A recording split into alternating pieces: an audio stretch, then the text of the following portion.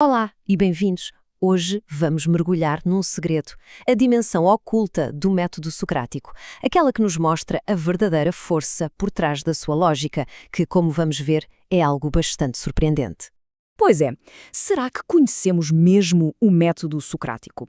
A ideia desta análise é precisamente desafiar aquela imagem que toda a gente tem da técnica de Sócrates, porque lá no fundo, por baixo daquela lógica que parece tão fria, tão calculista, existe uma dimensão emocional.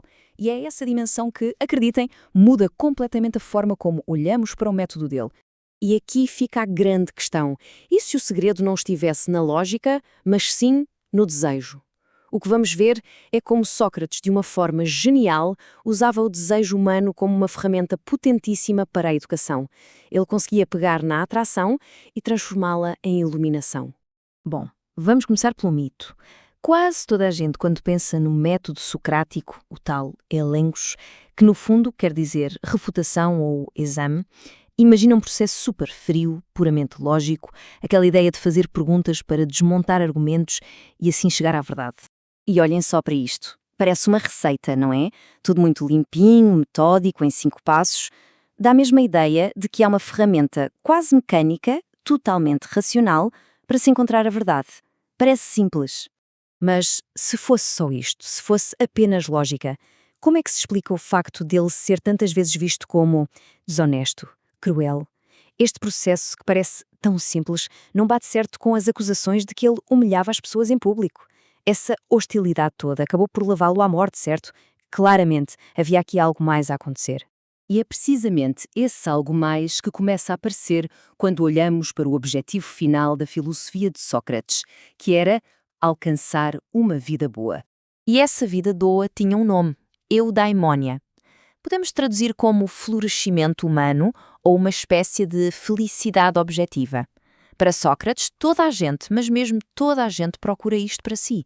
Não é só uma escolha, é o nosso impulso mais básico, quase um instinto. Só que este foco no florescimento pessoal levantou logo um problema, uma crítica muito séria, a do egoísmo ético.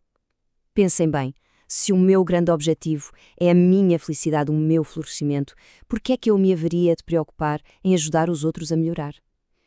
E se cada um está só a olhar para si, como é que se constrói uma sociedade justa, uma comunidade? Pois bem, a resposta a este dilema não está onde seria de esperar, tipo na amizade ou no sentido de dever. Não. A resposta está numa força que Sócrates percebeu e que usou de uma forma absolutamente genial. O eros. E esta descrição é do próprio Sócrates. É assim que ele se sentiu, paralisado, ao ver um jovem lindíssimo chamado Carmides. Isto é incrível porque revela uma vulnerabilidade que não associamos a ele, um impulso erótico fortíssimo. É isso mesmo, o mestre do autocontrolo perde completamente a compostura, mas é aqui que a magia acontece. Em vez de se deixar levar pelo desejo, ele vira o jogo. Ele usa aquele momento de vulnerabilidade e transforma-o numa lição. E o resultado é espantoso. O objeto do desejo, Carmides, acaba por se tornar o caçador. No fim da conversa, já não é Sócrates que o admira. É Carmides que lhe implora para ser encantado pela filosofia dele todos os dias. A dinâmica de poder inverteu-se por completo. De repente, o desejo de saber mais tornou-se mais forte que a atração física. E este padrão repete-se. Vemos exatamente a mesma inversão com Teódota, uma cortesã famosa pela sua beleza. Ela vai ter com Sócrates e pede-lhe basicamente que ensine a seduzi-lo. Para ela, o jogo da atração era todo sobre a beleza física. Era a ferramenta dela. E a resposta de Sócrates é genial. Eu não quero ser atraído por ti. Eu quero que tu venhas a mim. Reparem bem, ele vira completamente o guião. Ele faz com que ela passe a desejar aquilo que ele tem para dar, que é a filosofia. Ele não morde o isco, ele muda as regras do jogo. Então, vamos aprofundar isto. Esta é a sedução da filosofia. Sócrates pega neste poder, nesta força da atração, que é super intensa e muitas vezes irracional, e usa para quê? Para tirar as pessoas da sua bolha, do seu egoísmo. Porque o eros é isto mesmo, é um choque para o sistema, é aquele desejo feroz, apaixonado, que tem o poder de nos paralisar a razão e fazer-nos ver outra pessoa de uma forma tão, mas tão intensa, que o nosso mundinho centrado em nós próprios fica abalado, estilhaçado, mesmo que seja só por um momento. E a genialidade de Sócrates foi precisamente esta. Ele percebeu como redirecionar esta energia toda. Ele pega no desejo bruto, cru, e canaliza-o. Tira-o de um corpo bonito e aponta-o para uma mente bonita. Numa altura como a nossa, tão obcecada com a imagem, esta ideia de valorizar a beleza de uma alma coerente, sábia, é de uma relevância brutal. E assim o puzzle encaixa. O amor próprio leva-nos a querer a tal eudaimonia. Mas para isso, precisamos de sabedoria. E para ter sabedoria, temos de nos pôr à prova, conversar com outros. E o que é que nos dá o empurrão para sairmos de nós mesmos? O eros. O desejo pela beleza é transformado em amor pela sabedoria, a filosofia. De repente, a busca pelo nosso próprio bem torna-se inseparável de cuidarmos do bem dos outros.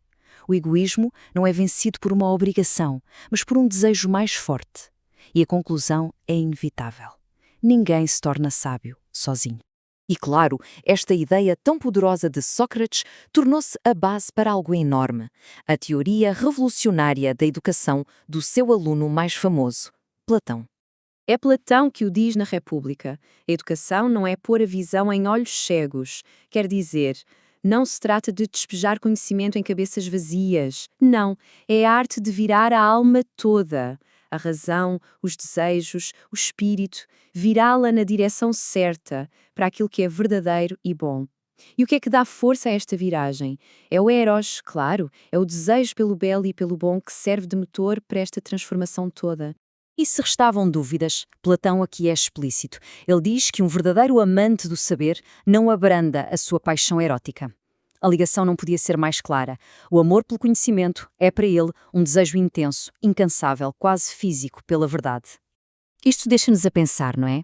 Numa cultura que tantas vezes trata o desejo como algo superficial, talvez o grande motor do nosso crescimento, tanto intelectual como moral, seja precisamente esta força que já não levamos a sério. No fundo, a grande lição é esta. Sócrates e Platão mostram-nos que aprender a sério não é uma atividade fria, distante, é uma busca apaixonada, movida pela energia mais poderosa que temos, o desejo.